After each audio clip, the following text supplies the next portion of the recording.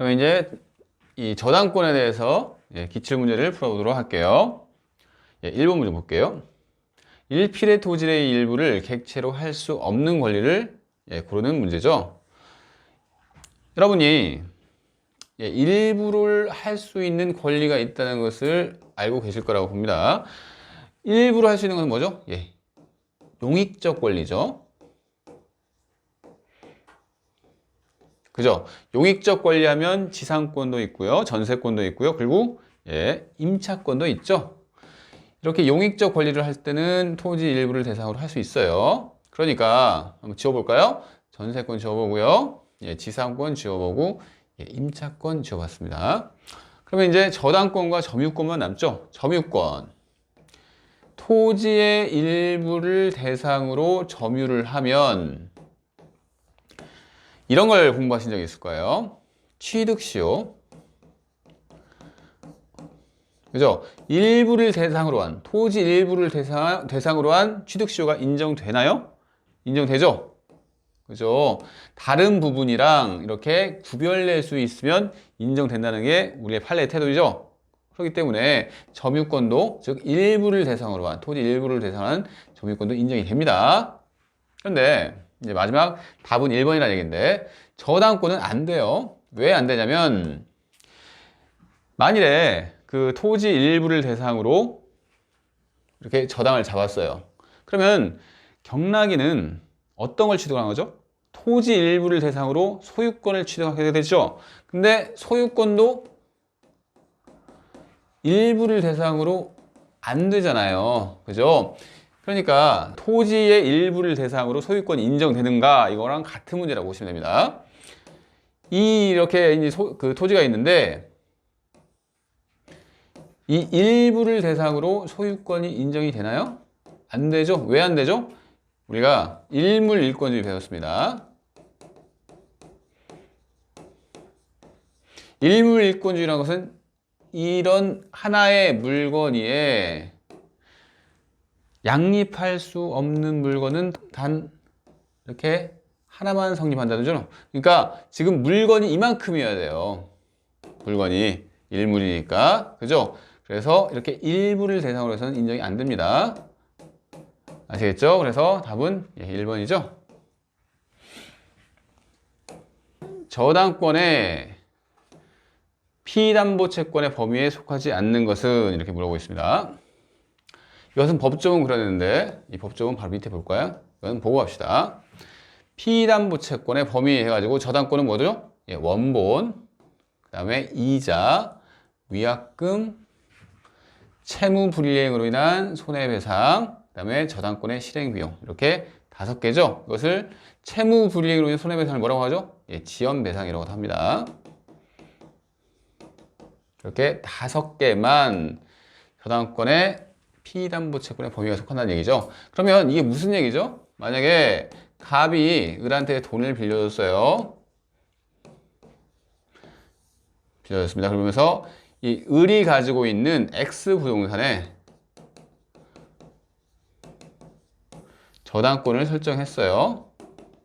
그러면 이런 상황에서 경매가 됐을 때, 즉 경매가 됐을 때 과연 어느 범위의 이런 채권 금액을 이 X 부동산 실행해서 경매로 충당할 수 있는가, 이런 문제입니다. 그래서 원본 채권은 1억이지만 이에 따른 뭐다?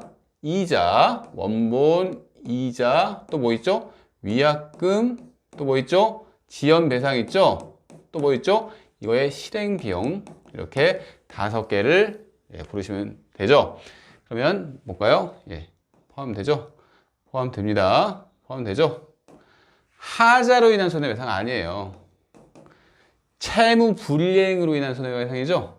하자로 인한 거 아닙니다. 그리고 1년분의 지연배상금. 그 밑에 이 지연배상은 1년분에 하나한다는 규정이 있죠? 그래서 답은 4번이죠?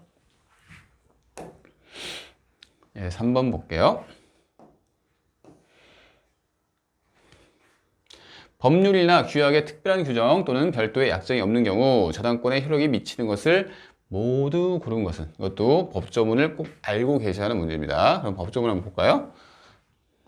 바로 이제 밑에 나오니까 358조 뭐라고 했냐면 저당권의 효력은 저당 부동산에 부합된 물건과 종물에 미칩니다. 그러나 법률의 특별한 규정 또는 설정행위에 다른 약정이 있으면 그러하지 아니다.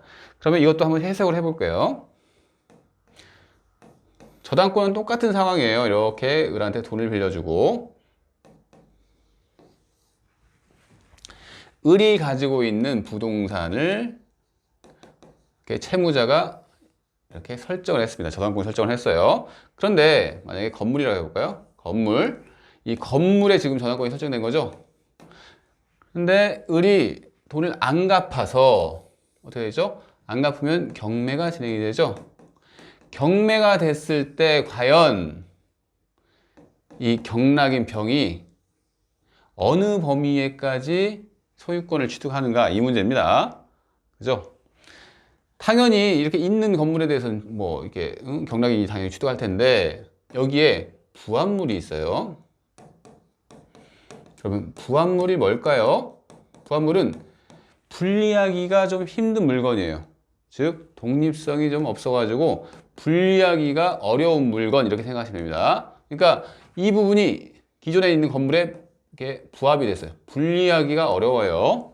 또는 종물이 있습니다. 종물이란 건 뭐죠? 주물의 상용에 이바지하는 물건.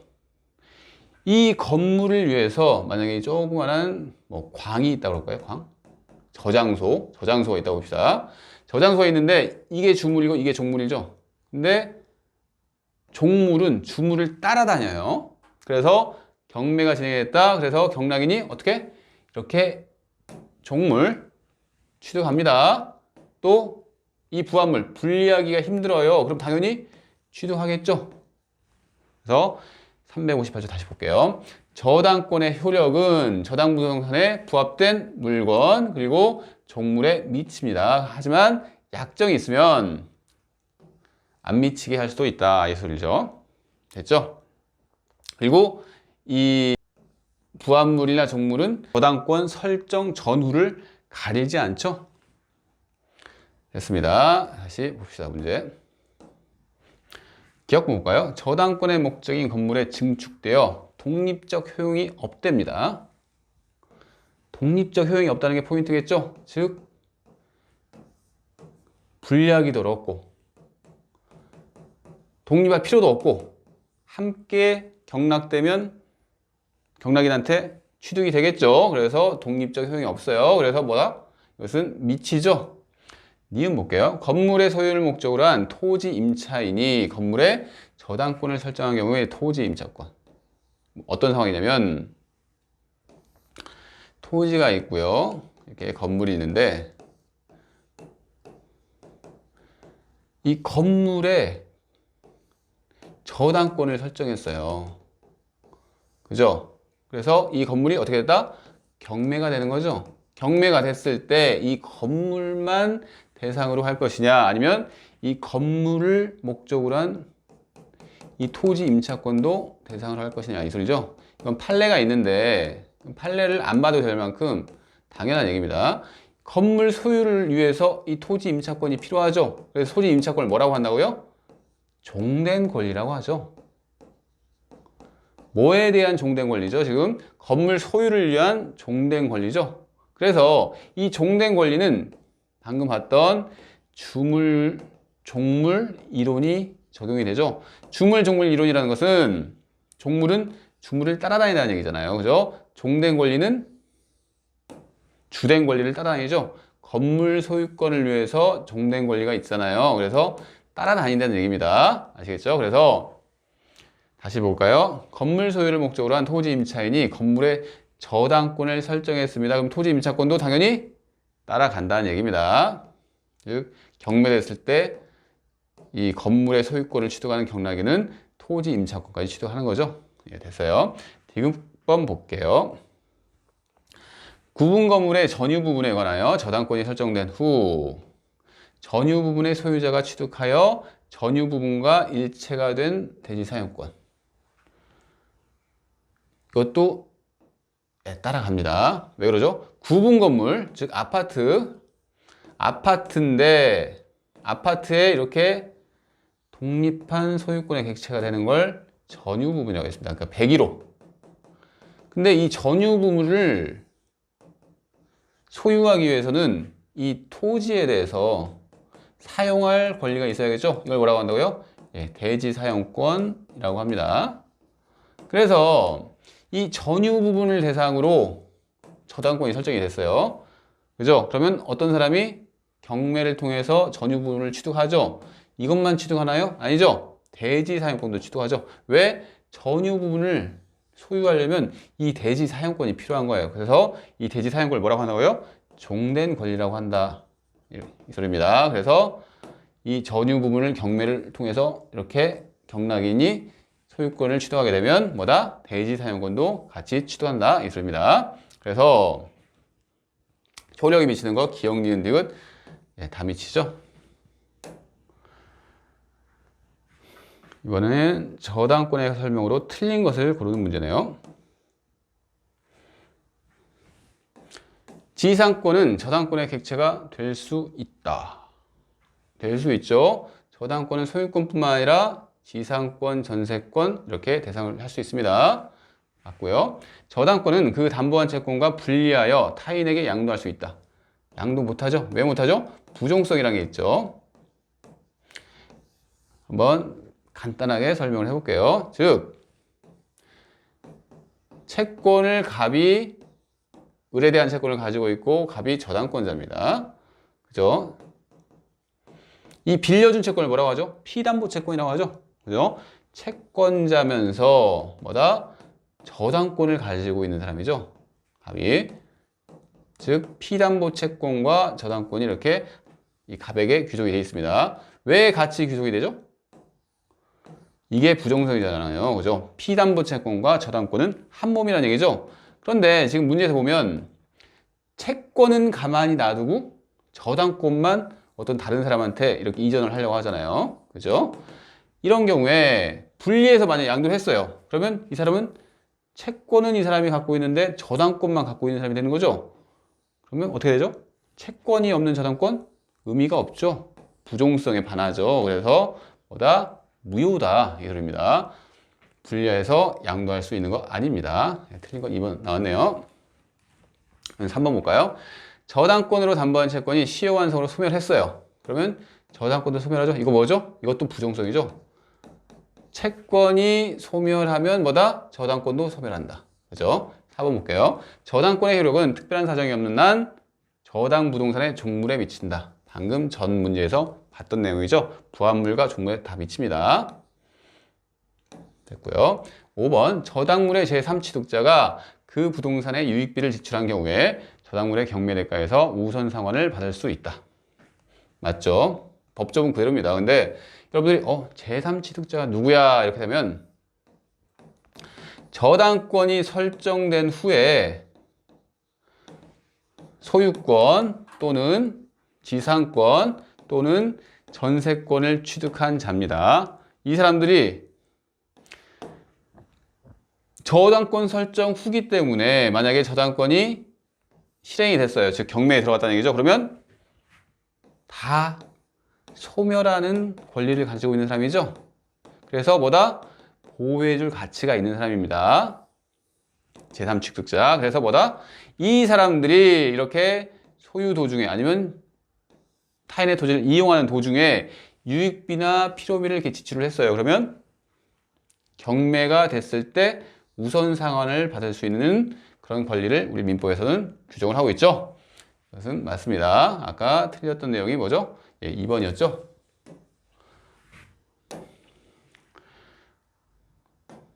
이번엔 옳은 것을 묻는 문제네요.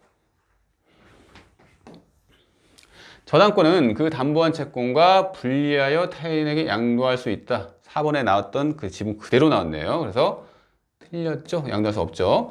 2번 저당물의 소유권을 취득한 제3자는 그 저당물의 경매에서 경매인이 될 수 없다. 이것도 제3자. 뭐죠? 방금 나왔던 그런 보호할 가치 있는 제3자를 말하는 겁니다. 그래서 이 사람도 경매에서 경매인이 될 수가 있다는 조문을 두고 있죠. 틀렸어요. 3번 볼까요? 건물 저당권의 효력은 특별한 사정이 없는 한 그 건물의 소유를 목적으로 한 지상권에도 미친다. 무슨 얘기죠? 건물 소유를 위해서 지상권을 가지고 있는 경우죠. 이 지상권은 종된 권리죠. 그죠? 그래서 건물의 소유권을 취득한 경락인은 당연히 이 지상권도 취득합니다. 미친다. 맞죠? 네, 답은 3번이겠죠. 4번 저당부동산에 대한 압류가 있으면 압류 이전에 저당권 설정자의 저당부동산에 관한 차임채권에도 저당권의 효력이 미친다. 압류가 있으면 이게 무슨 얘기냐면 좀 설명을 드려야겠네요. 이런 상황이죠.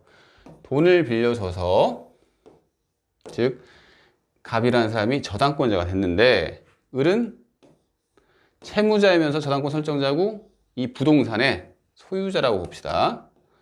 그러면 저당을 줬다고 사용수익을 저당권자가 하나요? 아니죠. 저당권자는 이 을이 할 수가 있죠. 그래서 이 사람이 차임채권을 가지고 있는 사람, 즉 어떤 병이라는 사람한테 임대차를 줘서 차임을 이렇게 매달 받고 있다고 봅시다. 받고 있는데 이 차임은 이 목적물의 뭐죠? 과실이죠, 과실. 그러니까 한마디로 이 목적물로 나온 이득이란 얘기입니다. 이 이득은 누가 소유를 하게 되는 거죠? 당연히 을이 소유하는 거예요. 왜냐? 을이 사용수익을 하니까. 그런데 이 저당권자는 이렇게 차임처럼 이런 과실에 대해서 원칙적으로 뭐 왈가왈부할 그런 그 권리가 없어요. 권한이 없어요. 없는데 이 사람이 이 부동산 저당 목적물의 경매를 신청을 하려고 해요. 즉 압류를 하고 있다는 얘기죠. 압류를 하게 되면 이 차임채권은 이 사람한테 지금 돈을 안 갖고 있는 이 사람한테 귀속이 되는 게 맞을까요? 아니다 이 소리입니다. 왜? 이 갑이 돈을 받아야 하는 거죠. 그래서 이 차임채권처럼 과실은 보다 압류 이후에는 이 저당권자가 그거에 대해서 간섭을 할 수 있다는 얘기죠. 그래서 우리 민법에서 조문에서 어떻게 표현하고 있는지 볼게요. 그러면 봅시다. 지금 4번을 하고 있죠. 4번 이제 정리해 놓은 거 볼게요. 한번 읽어볼게요. 저당부동산에 대한 차임채권은 저당부동산의 과실입니다. 그죠?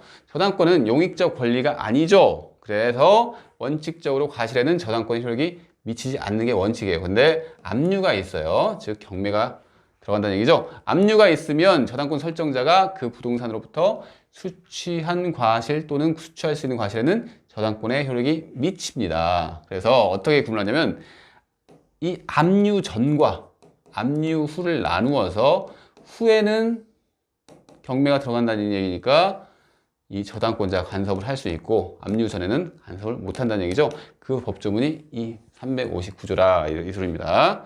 다시 지문으로 가볼게요.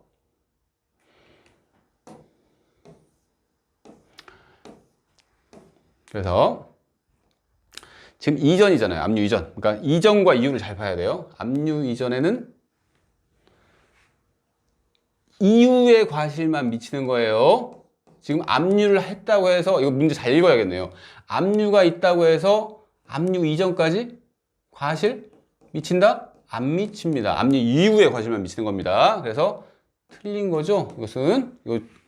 이거 문제를 잘 읽으셔야 합니다. 4번 지문은. 5번 볼까요? 저당부동산의 제3취득자 누군지 아시겠죠? 이 저당권 때문에 자신의 권리를 잃어버리게 될 지위에 있는 자 이렇게 생각하시면 되죠. 그 사람은 부동산의 보존 개량을 위해 지출한 비용을 그 부동산의 경매 대가에서 우선 변제 받을 수 있죠. 틀렸습니다. 그래서 맞는 내용은 뭐였죠? 3번이었죠. 그러면 제가 이거 한번 생각해 볼게요. 이 제3취득자가 보호를 받을 만한 가치가 있다고 했잖아요. 그래서 우리 민법에서 규정을 두고 있죠. 어떤 규정을 두죠? 경매인이 즉 자기가 경락인이 될 수 있는 지위가 있고, 그죠? 또 뭐가 있었죠? 자신이 변제를 할 수 있는 권리가 있어요. 변제를 한다. 지연 배상 1년분에 한해서 자신이 변제를 하면 그 저당권을 소멸시킬 수 있는 권리가 있습니다. 또 뭐가 있죠? 방금 봤던 비용 상환, 그러니까 먼저 비용을 보전받을 수 있는 권리가 있죠? 경매에서. 그래서 이걸 이제 이렇게 만약 이런 문제가 나온다, 이런 비슷한 문제가 나온다, 그러면 이렇게 외우시면 돼요. 저는 이렇게 외웠습니다.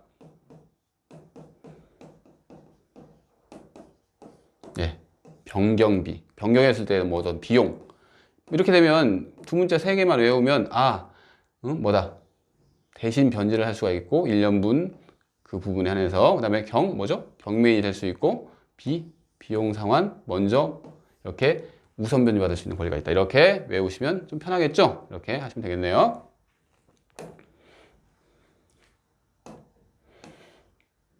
이번에는 틀린 것을 고르는 문제죠.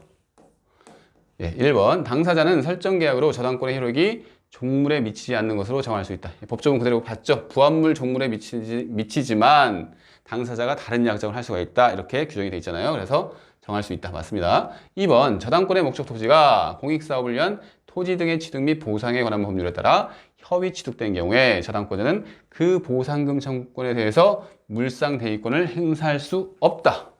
이것도 맞네요. 그죠? 이것은 좀 이따 설명드리겠습니다. 3번. 건물 소유를 목적으로 토지를 임차한 자가 그 토지 위에 소유하는 건물의 저당권을 설정한 경우 건물 소유를 목적으로 한 토지 임차권, 종된 권리에 미칩니다. 4번. 저당 목적물의 변형물인 금전에 대해 이미 제3자가 압류했어요. 저당권자는 물상대위권을 행사할 수 없다. 이것은 틀렸네. 이것도 좀 이따 설명드릴게요. 이거 지금 2번, 4번 이것은 같이 설명을 드려야 되네요. 5번 볼게요. 저당 부동산에 대한 압류 이후에 저당권 설정자의 저당 부동산에 관한 차임채권이 뭐죠? 과실은 지금 압류 전이에요? 이후에요? 이후죠? 그럼 어떻게 되죠? 저당권자가 간섭할 수 있죠. 그래서 저당권의 효력이 미친다는 얘기입니다. 맞죠? 그래서 이거 지금 답은 지금 4번 나왔는데 제가 2번과 4번을 이 물상 대위 얘기죠. 이것은 설명을 드려야겠네요. 무슨 얘기냐면 한번 페이지를 바꿔서 설명을 해볼게요. 물상 대위를 공부를 하는 거죠. 우선 개념부터 한번 봅시다. 물건 위에 물건을 대신한다 소리예요. 물건을 대신한다. 그죠? 어떤 상황이냐면 갑이라는 사람이 돈을 빌려줘서 지금 저당권을 취득했습니다. X 건물이라고 할까요? 을의 X 건물에 저당권을 취득을 했어요. 근데 이 X 건물을 소유자 을이 화재보험회사 보험사에 뭘 했다고요? 화재보험 계약을 체결했어요. 그죠? 그런데 어떤 상황이 다시 발생했냐면 이런 상황에서 지금 이 건물이 화재가 나서 불타 없어졌어요. 지금 갑은 지금 채권자면서 저당권자죠. X 건물에 대한 저당권자입니다. 그러면 이 건물이 없어졌으니까 원칙적으로 저당권이 없어지는 거죠. 없어지는데 건물이 없어져서 뭐가 생겼죠? 화재보험 계약에 따른 화재보험금 채권이 생겼죠. 이 채권을 누가 갖냐면 이 을이라는 사람이 갖죠. 소유자니까 갔는데 지금 이 X 건물에 대해서 교환 가치를 취득하고 있는 갑은 저당권은 우선 변제권이 있는 거니까 저당 목적물이 이렇게 화재로 없어지게 되면 나는 이 화재 보험 계약에 따른 이 화재 보험금 채권을 내가 나의 채권에 이렇게 보전을 해야겠다 할 수 있는 권리가 있다 이겁니다. 이걸 물상대위라고 하는 거예요. 물건을 대신한다. 그죠? 지금 건물이 없어졌어요. 그 건물에 대신하는 게 뭐가 나왔죠? 화재보험금 채권이 나왔죠? 화재보험금 채권을 이 각 저당권자가 뭐다? 이렇게 대신한다. 그 권리를 물상대위라고 하는 거죠. 아시겠나요? 그래서 지금 이걸 가지고 한 문제를 다시 볼게요. 아, 2번 아직 안 풀리네. 그래서 이 물상대위를 행사를 하기 위해서는 어떤 요건을 갖추어야 하냐면 압류를 해야 돼요. 뭐에 대해서? 지금 새롭게 나온 화재보험금 채권에 대해서 압류를 해야 하는데 왜 압류를 해야 할까요? 특정성을 위해서 압류를 해야 합니다. 판례 그대로 지금 설명하는 거예요. 무슨 얘기냐면 이 화재보험금이 이 사람한테 귀속이 돼버리면 이 을의 재산과 화재보험금 채권이 섞여버리는 결과가 돼서 뭐가 화재보험금 채권인지 뭐가 을의 본래부터 있었던 재산인지 알 수가 없잖아요. 그래서 특정성을 위해서, 즉 이것을 특정을 시켜야지 이게 내 거야. 내가 이 화재보험금 채권에 대해서 내가 나의 채권을 내서 이것을 내가 귀속할 거야. 할 수가 있을 거 아니에요. 특정을 위해서. 그래서 특정을 위한 압류가 있어야지 이렇게 물상대위가 가능하다는 얘기입니다. 그런데 일반적으로는 이 사람이 이 압류를 할 거 아니에요. 그죠? 자기의 이익을 위해서 이렇게 압류를 할 거 아니에요. 근데 이 압류를 제3자가 했어요. 자기가 안 하고 어떤 제3자가 이 화재보험 채권을 압류를 했어요. 그러면 이 압류가 되면 특정성이 유지가 되죠. 다른 사람이 하더라도 특정성이 유지가 될 거 아니에요. 그죠? 그래서 이런 경우에는 제3자가 한 압류이더라도 유효해서 물상대위권 이렇게 인정이 된다는 얘기입니다. 아시겠죠? 이게 이제 전부입니다. 그러면 5번부터 볼까요? 4번부터 볼까요? 제3자가 압류를 했어요. 압류가 특정성의 효과가 있다고 했죠? 제3자가 한 압류도 유효하다는 얘기입니다. 행사할 수 없는 게 아니라 유효하니까 행사할 수 있습니다. 그래서 틀린 거죠. 그리고 이제 2번은 무슨 얘기냐면 물상대위권을 행사할 때는 물건을 대신하는 거죠. 즉 이게 없어지는 경우여야죠. 무슨 얘기냐면 이렇게 한번 볼까요?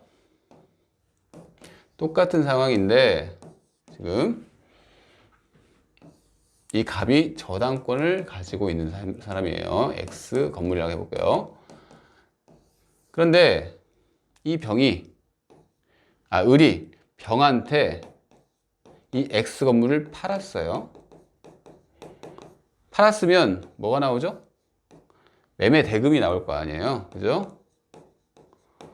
그래서 갑자기 이 갑이 내가 이 매매 대금에 대해서 물상대위권을 행사할까 해.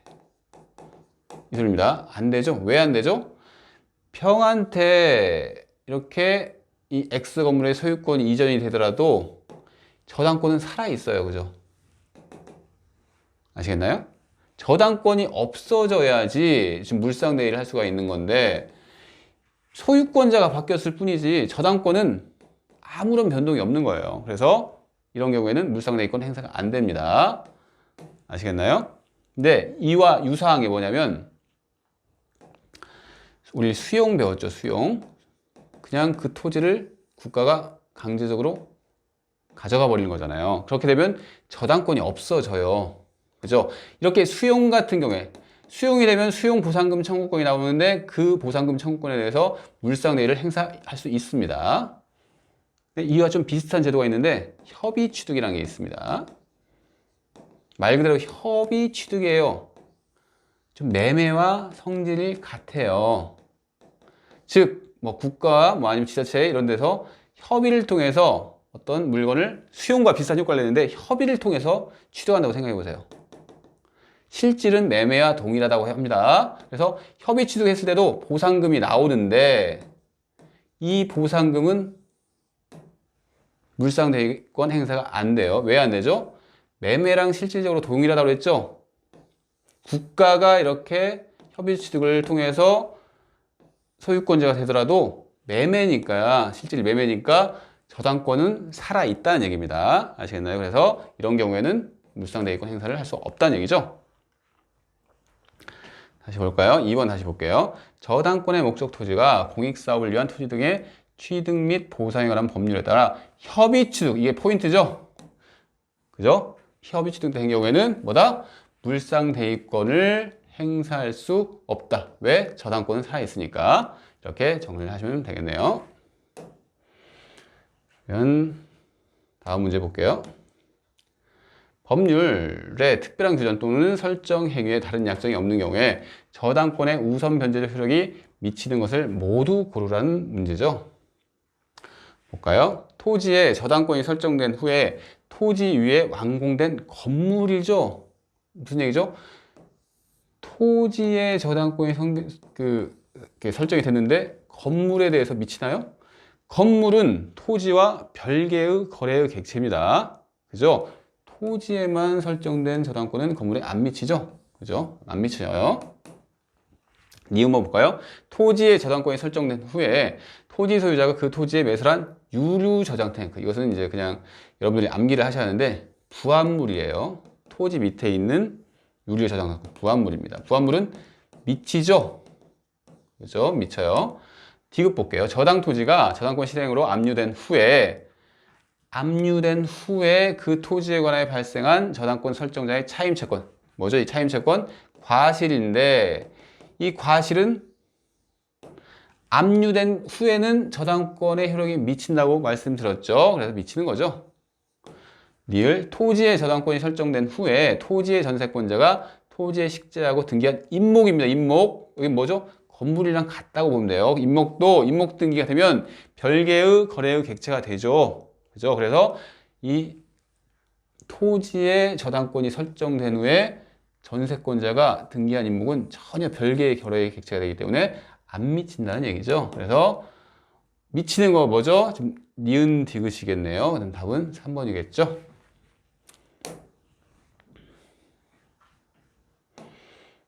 법률상 특별한 규정이나 당사자 사이에 다른 약정이 없는 경우 저당권에 효력이 미치는 것을 모두 고른 건. 이런 유형의 문제가 자주 나오죠. 즉 저당권의 효력에 관련된 문제가 자주 나온다고 보면 됩니다. 기억 볼게요. 저당권 설정 이전에 저당 부동산의 종물로서 분리 반출되지 않은 것. 설정 이전이나 설정 이후 무관하게 다 미치죠. 종물과 부합물에 대해서는요. 그래서 종물이죠. 분리 반출 안 됐어요. 그럼 당연히 미친다는 얘기죠. 설정 이전 이후 볼 필요 없는 거죠. 저당 부동산의 부합물로서 분리 반출되지 않은 것. 당연히 미치죠. 디귿 볼게요. 압류 이전이죠. 저당 부동산으로 발생한 저당권 설정자의 차임채권, 과실에 대해서 압류 이전이기 때문에 안 미치죠. 그래서 미치는 것은 기억, 니은 이게 정답이겠네요. 옳은 것을 고르는 문제네요. 대유할 물건이 제3자에 의하여 압류된 경우에는 물상대위성이 없다. 틀렸죠? 있죠? 이 압류는 특정성을 위한 압류라서 제3자가 압류더라도 물상대위의 효력이 인정됩니다. 2번, 전세권을 저당권의 목적으로 한 경우 저당권자에게 물상대위권이 인정되지 않는다. 틀렸죠? 전세권이 예를 들어서 기간 만료로 소멸을 했다고 봅시다. 소멸하면 전세권이 바로 소멸하죠. 그러면 저당권이 전세권을 저당권의 목적으로 했기 때문에 저당권도 소멸을 하는데 전세권이 소멸하면 뭐가 생기죠? 기간 만료가 되면 전세금 반환 채권이 생기죠. 그래서 저당권자에게 전세금 반환 채권에 대해서 이렇게 압류를 하게 되면 물상대위권이 인정이 되죠. 그래서 틀린 겁니다. 3번 질문 볼까요? 저당권 설정자에게 대유할 물건이 인도된 후에 저당권자가 그 물건을 압류한 경우 물상대위권을 행사할 수 있다. 이것은 법조문인데 인도 전이죠. 한번 법조문을 밑에 볼까요?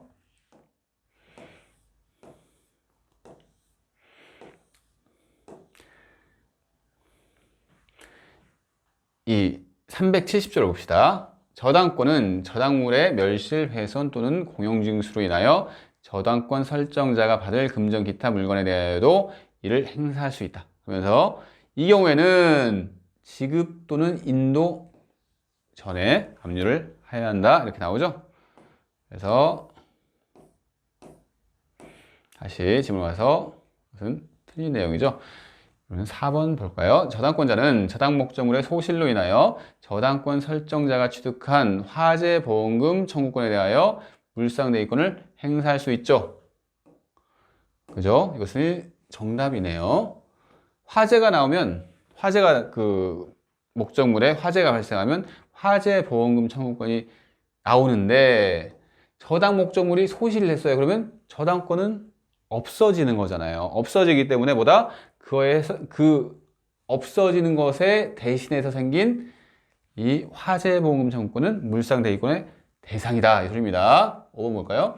저당권이 설정된 토지가 공익사업을 위한 토지 등의 취득 및 보상에 관한 법률에 따라 협의 취득된 경우에 저당권자는 그 보상금에 대하여 물상대위권을 행사할 수 있다. 틀렸죠? 네, 설명드렸죠? 즉, 이 협의 취득이 뭐라고요? 매매죠. 매매 같은 경우에는 저당권이 소멸된다? 소멸되지 않는다. 그래서 행사할 수 없죠. 그래서 답은 4번이겠네요.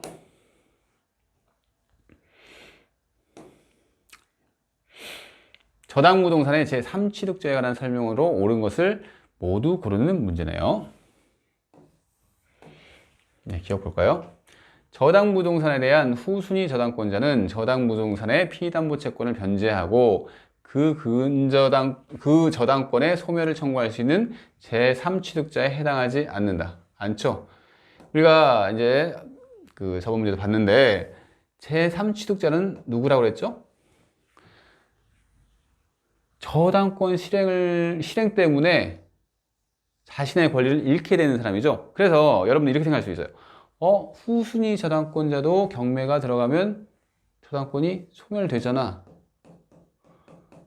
그러니까 이 사람도 제3취득자 아니야? 이렇게 생각하면 안 되는 게 다르죠. 지상권이나 전세권이나 소유권은 그 사람은 유지를 하는 걸 원하는 사람이고 이 저당권자는 경매가 들어가면 나는 거기서 돈을 받을 거야. 소멸하는 거에 대해서 크게 이해관계가 있는 게 아닙니다. 자기가 돈을 받은 게 목적이기 때문에 경매에 들어갈 걸 예상하고 취득한 사람이죠. 아시겠나요? 달라요, 입장이. 그래서 제3취득자에 해당하지 않습니다. 그럼 니은번 볼까요? 저당부동산의 제3취득자는 부동산의 보존 개량을 위해 지출한 비용을 그 부동산의 경매 대가에서 우선상환을 받을 수 있다라고 했죠. 그래서 틀렸습니다. 디귿, 저당부동산의 제3취득자는 저당권을 실행하는 경매에 참가하여 매수인이 될 수 있다. 경매의 매수인이 될 수 있다. 니을, 피담보채권을 변제하고 저당권의 소멸을 청구할 수 있는 제3취득자에는 경매 신청 후에 소유권, 지상권, 전세권을 취득한 자도 포함됩니다. 그죠? 당연히 포함돼요. 지금 제3취득자 같은 경우에는 그래서 어떤 권리가 있다고요? 변경비라고 했죠? 그죠? 이걸 잘 알아두시면 됩니다. 다음 문제 보겠습니다. 11문 볼까요? 한번 읽어볼까요? 2019년 8월 1일 날 갑은 을에게 2억 원을 이런 보시고 2억 원을 대여하면서 을 소유 엑스토지 가액이 3억 원인데 근저당권을 취득을 했습니다. 채권 최고액만 한번 검토해볼게요. 2억 5천. 그리고 2020년 7월 1일 날 병이 이번에는 을에게 똑같이 1억 원을 빌려줬는데 이거는 엑스토지에, 이것도 엑스토지죠? 엑스토지고 지금 갑이 을에게 취득한 근저당권도 엑스토지에 이렇게 설정이 되어 있는 거죠. 엑스토지에 2번 근저당권을 취득을 했어요. 갑과 병이 변제를 받지 못한 상황에서 병이 2022년 6월 1일 날 엑스토지에 관하여 근저당권 실행을 위한 경매를 신청하면서 배당을 요구한 경우에, 즉 병이 경매를 신청했네요. 이에 관한 설명으로 옳은 것은 이런 문제입니다. 그러면 단순하게 그려볼까요? 지금 이런 거죠. 갑과 을이 이렇게 근저당권 계약을 맺어 있는 상태고 또 병이 또 을한테 돈을 빌려주면서 근저당권을 이렇게 설정한 상태죠. 그리고 갑이 그 그 X 토지에 대해서 1번 저당권자고 병이 2번 저당권자죠. 둘 다 X 토지를 근저당권으로 설정받았습니다. 지금 누가 경매를 신청했죠? 병이 신청했죠. 후순위자가 경매를 신청했습니다. 그런 경우에 과연 지금 문제가 되는 것은 문제가 뭐죠? 기억 봅시다. 2022년 6월 1일 갑의 근저당권의 피담보 채권액은 확정되지 않는다.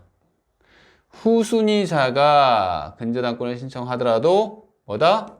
선순위 저당권자는 언제? 경매 신청 시 아니고 언제? 경락대금 완납 시에, 즉 경락인이 확정돼가지고 그 사람이 매수인이 되는 때 그때 확정되죠. 그래서 확정되지 않는다. 경매 신청 시에는 확정이 안 됩니다. 갑에게는 맞는 내용이고요. 니은 볼까요? 갑에게 2022년 6월 1일 이후에 발생한 지연이자는 채권 최고액의 범위 내라도 근저당권에 의해 담보되지 않는다. 틀렸죠? 즉 2022년 6월 1일 날 지연이자는 발생했지만 이후에 발생했지만 원본 채권은 언제 있는 거죠? 원본 채권은 6월 1일 이전이죠. 그런 경우에는 원본 채권을 기준으로 하죠. 원본 채권을 기준으로 하니까 원본 채권이 동그라미면 뭐다? 담보가 된다 이 소리입니다. 뭐가 담보가 되죠? 이 지연이자도 원본을 기준으로 한다는 이 소리니까 이 지연이자도 이렇게 담보가 됩니다. 그래서 담보되지 않는다. 틀렸죠? 디귿 볼까요? 갑이 한 번도 이자를 받은 바 없고 X토지가 3억 원에 경매되었다면 갑은 경매대가에서 3억 원을 변제받는다. 뭐 맞는 것 같잖아요. 근데 왜 틀렸냐면 채권 최고액이 2억 5천만 원이라는 것은 이것을 한도로 하는 거죠.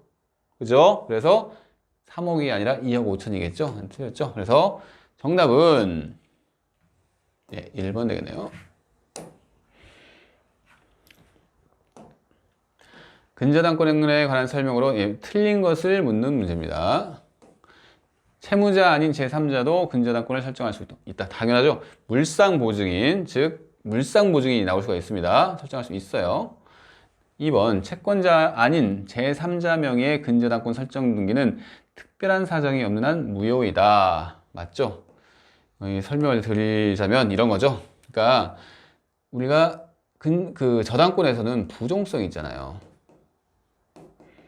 부종성이 있죠. 하지만 부종성이 엄격하다고요? 엄격하지 않다고 했습니다. 그래서 일반적으로는 채권자가 근저당권자, 즉 저당권자가 되어야 하는데 이 채권자가 근저당권자가 되는 게 맞습니다. 즉 저당권자가 되는 게 맞아요. 근데 이 3자 간 합의로 채권자와 채무자와 제3자 간 합의로 근저당권을 이 사람으로 이렇게 귀속시킬 수 있다고 했습니다. 어떤 때 그러죠?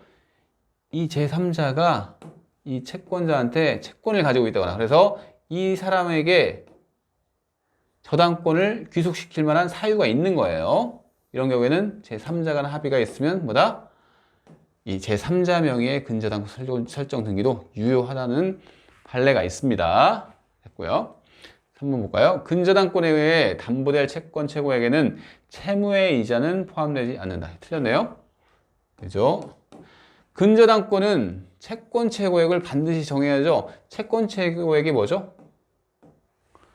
우선 변제가, 즉 근저당권자에게 우선 변제가 확보되어 있는 금액이죠. 그래서 일반적인 저당권은 원본, 이자, 위약금, 지연배상, 1년분 지연배상, 그 다음에 담보권 실행비용 이렇게 딱 정해져 있는데 근저당권에선 채권 최고액 내이기만 하면 그걸 다 보장을 해주죠. 그래서 지연분 1년 배상에 하나지 않는다는 내용이 있습니다. 그죠? 그래서 뭐다? 채무의 이자는 이렇게 채권 최고액 내에 포함되기만 하면 다 포함되는 거예요. 그래서 틀린 내용이죠. 4번 볼게요. 근저당권 설정자가 적법하게 기본계약을 해지하면 피담보 채권은 확정된다. 맞는 내용이죠. 근저당권은 기본계약이 있고 근저당권 설정계약이 이렇게 있어요. 그죠? 설정이 있는데 기본 계약을 끝낸다는 얘기는 뭐죠? 더 이상 거래를 하지 않는다는 얘기죠. 그럼 뭐다? 피담보채권은 확정이 되는 겁니다. 5번 볼게요. 근저당권자가 피담보 채무의 불이행을 이로 경매 신청을 했습니다. 그죠? 이번에는 근저당권자가 자신이 경매 신청을 한 거예요. 후순위자가 경매 신청을 한 게 아니라 근저당권자가 경매 신청을 한 겁니다. 그러면 언제? 경매 신청 시에 확정이 됩니다. 그래서 정답은 3번 되겠네요. 이 문제는 볼까요? 후순위 근저당권자의 신청으로 담보권 실행을 위한 경매가 이루어진 경우에 한번 체크해 봅시다. 누가 신청했다고요? 후순위 근저당권 신청이죠. 확정되지 않은 선순위 근저당권의 피담보채권이 확정되는 시기는 언제라고 했죠? 경락대금 완납 시. 매수인이 경락인이에요. 경락인이 매각대금을 완납할 때, 즉 경매가 가장 끝에, 경매 절차의 가장 끝에 있는 게 뭐죠? 완납하면 끝나잖아요. 이때를 기준으로 한다고 했죠? 볼게요. 갑은 을 소유의 X토지에 저당권을 취득을 했는데 X토지에 Y 건물이 존재할 때 갑이 X토지와 Y 건물에 대해 일괄 경매를 청구할 수 있는 경우를 모두 고른 것은 무슨 상황이냐면, 어떤 상황이냐면, 갑이 을한테 돈을 빌려줬으니까 저당권을 취득했을 거 아니에요. 그죠? 이 사람이 저당권자죠. 그리고 이 을은 X토지 소유자겠네요. 소유자면서 채무자면서 또 저당권 설정자겠죠. 그죠? X토지에 Y 건물이 존재를 한답니다.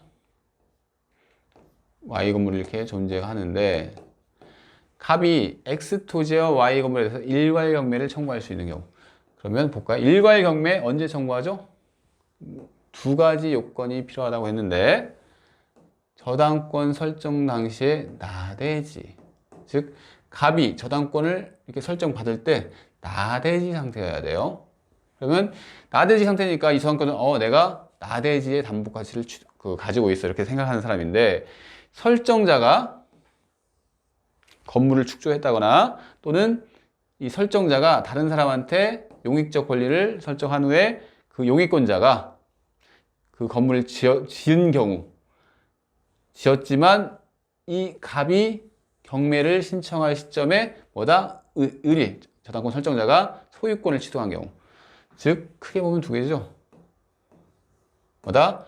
경매 신청 시에 갑이 경매를 신청한 거죠. 경매 신청 시에 저당권 설정자의 소유일 때, 뭐가? 건물이 저당권 설정자의 소유일 때, 이런 경우에 일괄 경매를 청구할 수 있죠. 이 두 개만 알면 돼요. 그죠? 한번 볼까요? 그 상태에서 갑이 저당권을 취득하기 전에 이미 건물이 있었다네요. 그러면 나대지가 아니죠. 설정 당시에. 그것은 일괄 경매 청구 안 됩니다. 니은 볼까요? 갑이 저당권을 취득한 후 을이 X토지 위에 Y 건물을 축조하여 소유를 하고 있대요. 가장 기본적인 경우죠. 나대지 상태에서 저당권을 설정하고 그 다음에 이 저당권 설정자가 건물을 축조한 다음에 소유를 현재까지 계속 하고 있어요. 그러면 당연히 되는 거죠. 이거 볼까요? 갑이 저당권을 취득한 후 병이 X토지에 지상권을 취득했답니다. 즉 이 을이 병이라는 사람한테 이 토지의 지상권을 설정시킨 거죠. 을이요. 그래서 누가 Y 건물을 축조죠? 이 병이 Y 건물을 축조를 했는데 을이 그 건물의 소유권을 현재 취득했죠. 그럼 현재 이 Y 건물은 누구 소유죠? 을 소유죠. 그죠? 그래서 경매 신청 시에, 갑이 경매 신청 시에 이 저당권 설정자의 소유여야 돼요, 이 건물이. 그래서 이 경우도 되는 거죠. 그래서 답은 4번 되겠네요. 그러면 봅시다. 15번. 갑은 그 소유 나대지의 나대지 X에 대한 을에 대한 채무 담보를 위해 을명의의 저당권을 설정하였다. 이런 거죠. 지금 그 나대지 X의 소유권자는 갑이에요. 그래서 을이 돈을 빌려주면서 갑의 나대지 X 토지에 나대지죠. 현재 나대지에 이렇게 저당권을 설정받았습니다. 이후 병은 X에, 즉 토지에 Y 건물을 신축했죠. 신축하여 소유하고자 갑으로부터 이 X를 임차했답니다. 이 X 토지를 누가 임차를 한 거죠? 지금 병이라는 사람이 X 토지 임차인이라는 얘기네요. 즉 을로부터, 아니 갑으로부터, 임대인이 갑이죠. 이렇게 토지를 임차해가지고 그 건물을 이 병이 신축했다는 얘기죠. 병이 소유자죠, 현재. 그래서 소유하고자 갑으로부터 X를 임차하여 Y를 완성을 했어요, 병이. 그 다음에 Y의 정명의의 저당권을 설정을 했답니다. 병이 돈을 빌렸죠. 그리고 이 Y는 어떤 사람이죠? 건물에 대해서 현재 Y 건물에 대한 정이죠. 정이에요. 정한테 돈을 빌리고 Y 건물에 대해서 저당권을 취득했죠. 이런 상태입니다. 다음 중 틀린 것을 고르는 문제죠. 1번 질문 봅시다. 을은 갑에 대한 채권과 분리하여 자신의 저당권을 타인에게 양도할 수 없다. 맞죠? 부정성 때문에 맞는 얘기죠. 왜? 채권과 분리해서 저당권만 양도할 수 있나요? 안 된다고 했습니다. 그래서 양도할 수 없다. 맞는 얘기고, 2번 을이 X에 대한 저당권을 실행을 합니다. 실행하는 경우에 Y에 대해서도 일괄 경매를 청구할 수 있다. 지금 을이 저당권을 설정할 당시에 나대지였다고 하지 않았어요? 그죠? 나대지고 나대지 후에 건물이 들어섰는데 건물 소유권자를 봐야죠. 건물 소유권자 누구죠? 현재 병이죠. 저당권 설정자가 누구죠? 갑이었잖아요. 갑이 현재 소유를 하고 있으면 일괄 경매 청구를 할 수 있는데 현재 건물 소유자는 병이죠. 청구할 수 있다? 아니죠. 아닌 겁니다. 틀렸어요. 네, 답은 2번이고 3번 정의 Y에 대한 저당권 실행으로 무가 경락을 받았답니다. 이 정의 건물에 대한 저당권자인데 그 저당권 실행으로 누구? 무라는 사람이 건물을 경락받았대요. 그 대금을 완납하면 특별한 사정이 없는 한 병의 X에 관한 임차권은 무에게 이전돼. 지금 이 무는 이 건물을 병으로부터 이렇게 이전을 받았는데, 그죠? 이 지금 병이 어떤 권리를 갖고 있죠? 이 토지에 대해서 임차 계약을 위해서 임차권을 갖고 있잖아요. 그래서 이것은 건물 소유를 위한 종된 권리죠. 그래서 지금 경매가 됐어요. 경매가 되면 이 건물만 넘어가나요? 아니죠. 토지 임차권도 같이 넘어갑니다. 그래서 임차권은 무에게 이전된다. 맞는 얘기죠? 정의 Y에 대한 저당권이 실행되더라도 을의 저당권은 소멸하지 않는다. 정의 Y에 대한 저당권, 지금 정의 Y 건물에 대한 저당권자잖아요. 그래서 저당권이 실행이 돼요. 그러면 을의 저당권은 소멸되지 않는다. 지금 을이 가지고 있는 저당권은 토지에 대한 저당권이죠. 그리고 정이 그 건물에 대해서 저당권을 가지고 있습니다. 그러면 이건 당연하죠. 건물이랑 토지는 별개의 그 거래 객체고 완전히 별개의 부동산이에요. 근데 건물에 대한 저당권이 실행됐다고 해서 토지에 대한 저당권 소멸할 이유가 없잖아요. 그죠? 소멸하지 않는다. 그것은 맞는 내용이네요. 그죠? 5번 갑이 X를 매도한답니다. X를 매도하는 경우에 을은 그 매매의 대금에 대해 물상 대리권을 행사할 수 없다. 이거 맞죠? 왜? 매매니까 그런 거죠. 매매를 하면 저당권은 따라간다고 했습니다. 그래서 대리권 행사할 수 없는 거죠. 답은 2번 되겠네요.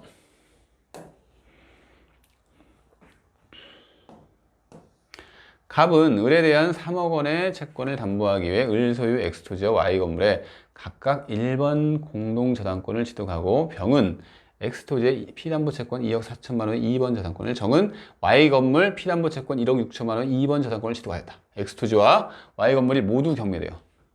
지금 공동저당이 설정됐다는 것을 딱 눈치를 채시면 문제를 푸실 때 공동저당 문제는 뭘 먼저 캐치를 해야죠? 모두 경매. 지금 동시 배당을 딱 캐치를 하셔야 합니다. 그죠? 그리고 누구 소유였는지 또 체크를 해야 하는데 우선 여기까지만 봅시다.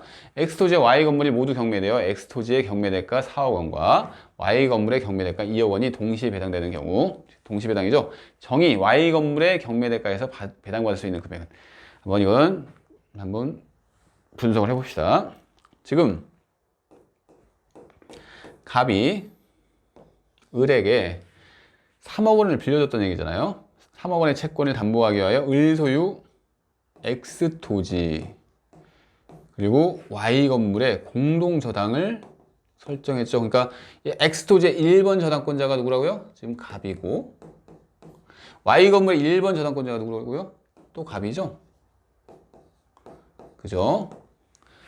그리고 병은 X토지의 피담보채권 2억 4천만 원, 2번 저당권을 설정. 이 X토지의 2번은 누구냐면 병이라는 사람이 지금 취득하고 있는 거죠.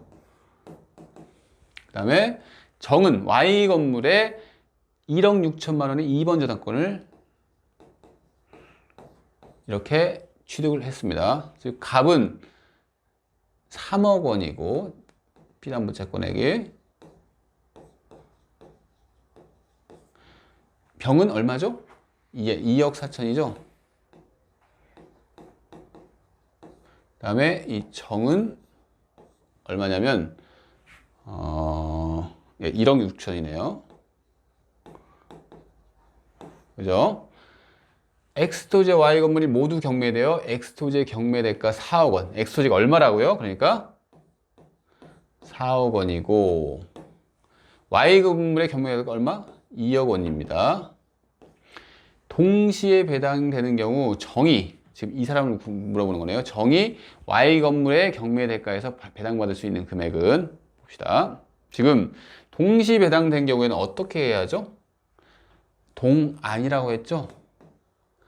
동시 배당되면 안분 배당입니다. 안분 배당이라는 게 뭐죠? 갑이 을에 대해 갖고 있는 피담보 채권액을 이 각 부동산에 얼만큼씩 자기가 획득할 수 있느냐 이 소리잖아요. 그러니까 곱해지는 금액은 갑이 가지고 있는 채권 금액이죠.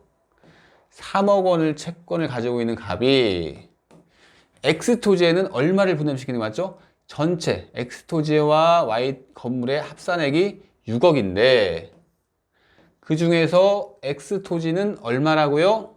4억이죠. 그죠? 그리고 Y 건물은 2억이잖아요. 이걸 계산하면 된다는 얘기죠. 그래서 X토지에는 얼마? 2억을 자신이, 갑은 여기서 X토지에서 2억을 받을 수 있어요. 3억 곱하기 3분의 2에서 2억이 되는 거고, 여기단 얼마? 1억을 받을 수 있는 거죠. 그죠? 됐습니다. 정의 Y 건물의 경매대가에서 배당받을 수 있는 금액 1억을 갑이 Y 건물에서 가져가요. 그러면 이 Y 건물이 얼마라고요? 2억이죠. 적은 1억 남는 걸 가져가야죠. 자신의 금액이 1억 6천만 원이라고 하더라도 이 건물의 잔존가치, 이 갑이 받아간 다음에 남는 가치는 1억밖에 안 되죠. 그래서 답은 4번 되겠네요. 아시겠나요? 그래서 봅시다. 이제 계속 봅시다. 이 문제들이 다 기네요. 갑은 을에게 1억 원을 대출해주고 을 소유 X토지와 Y토지에 관하여 채권 최고액 1억 2천만 원을 하는 1순위 공동 그전당권을 취소하였다. 방금 봤던 문제랑 비슷한 느낌이 드네요. 그죠? 읽어볼까요? 그 후 갑은 병이 신청한 X토지의 경매 절차에서 8천만 원을 우선 변제받았다. 즉 공동저당권이라는 것은 방금 전 문제랑 같은데 뭐다? 동시배당이 아니고 X토지를 먼저 경매했다. 즉 이시배당을 얘기를 하는 거죠. 좀 읽어봅시다. 이후 정의 신청한 경매 절차에서 Y토지가 2억 원에 매각되었고 갑의 채권은 원리금과 지연이자 등을 포함하여 경매 신청 당시 5천만 원, 매각대금 완납시는 5,500만 원이다. 갑이 X토지의 매각대금에서 우선 배당받을 수 있는 금액, 한번 이것도 쭉 해석을 해봐야겠네요. 그죠? 갑이 을에게 돈을 빌려주면서 X토지, Y토지가 나오죠.